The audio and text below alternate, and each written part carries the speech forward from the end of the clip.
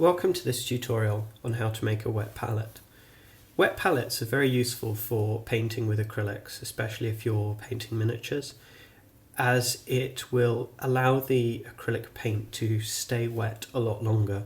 You'll be able to come back to the paint again and again over time without it having dried out, as is so often the problem with acrylic paints. In order to make a wet palette, there isn't an awful lot that you need. You will need preferably an airtight container. This one is one of the locking plastic types that you can get at any kind of hardware store. You will need some water, some baking parchment. Now it's important that this is not waxed baking parchment but unwaxed. And some sponge. For this particular demo I will be using just some sponge out of a blister pack from a miniature that I got a while ago.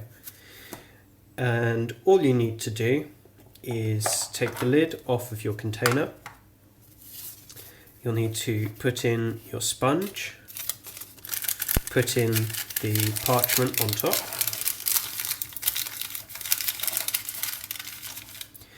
You may be wondering why this all fits in quite nicely. I've pre-cut everything so that it will fit, just to save time on the tutorial.